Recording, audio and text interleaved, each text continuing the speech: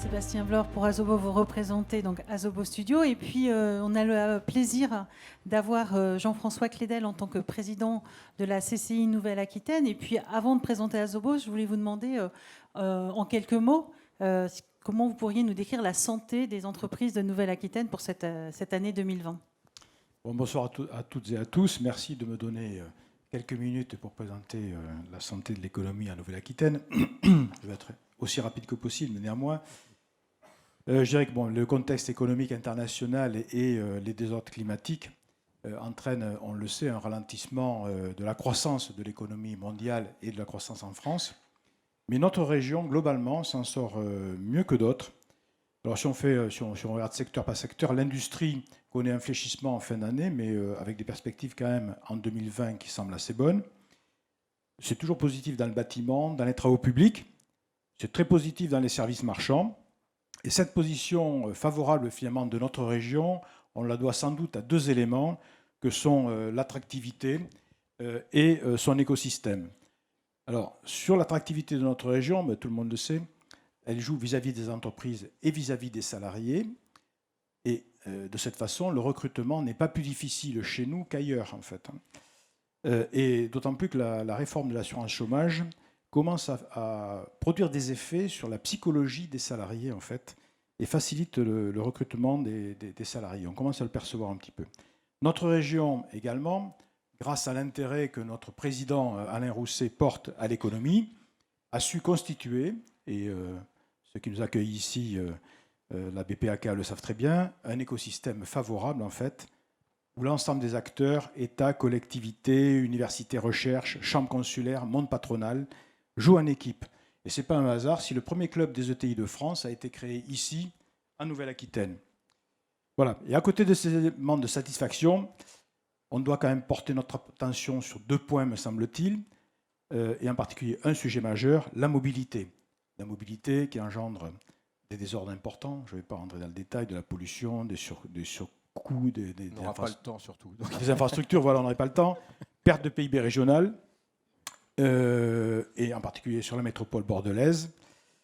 Voilà, et pour conclure, je dirais en lien avec la transition écologique, il faudrait penser à deux modes de stockage d'énergie, que sont le premier, les batteries, avec un projet d'implantation d'une usine de batteries de dimension européenne, en fait, à Nersac, en Charente, près d'Angoulême, et l'hydrogène, qui commence à connaître des applications, mais sur lequel il reste beaucoup à faire encore pour faire une production plus efficace et plus verte, mais qui recèle un potentiel exceptionnel, en fait, d'énergie verte.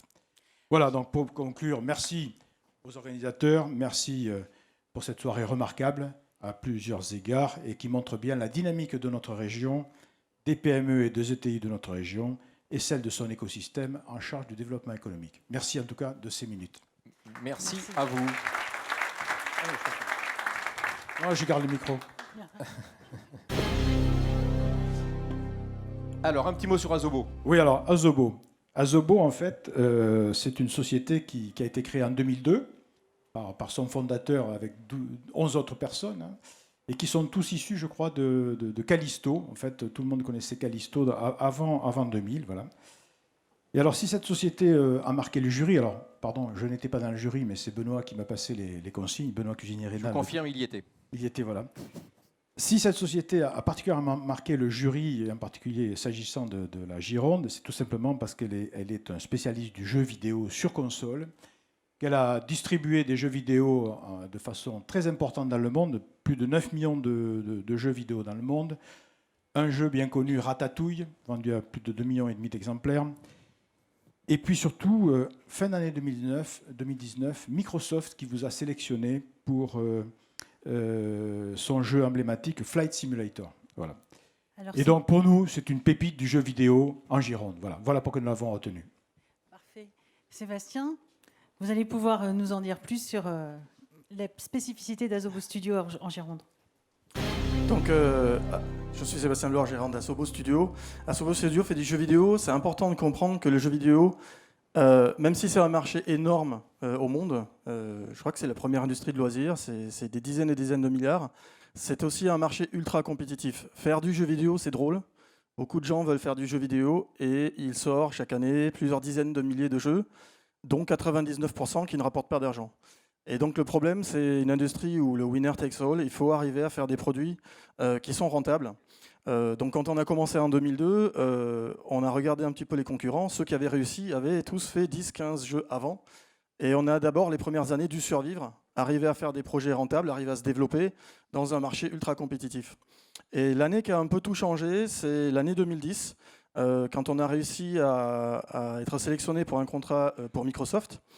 On est passé un petit peu de l'industrie de garage, où on était une quarantaine de personnes à un peu bricoler des jeux vidéo, à un projet qui est monté jusqu'à 120 personnes sur plusieurs années, notre plus gros contrat, et qui a permis une forte croissance du studio, et un petit peu, je dirais, d'industrialiser une industrie, enfin, un métier très créatif. On a des artistes, des programmeurs, des historiens, des scénaristes.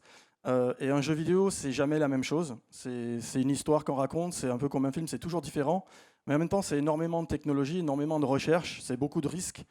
Et il faut arriver à fiabiliser ça pour être dans le top, en fait, pour arriver à devenir bénéficiaire.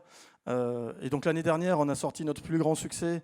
On a réussi à être nominé dans les 10 premiers jeux, 10 meilleurs jeux de l'année mondiale, avec ce produit A Plague Tale Innocence.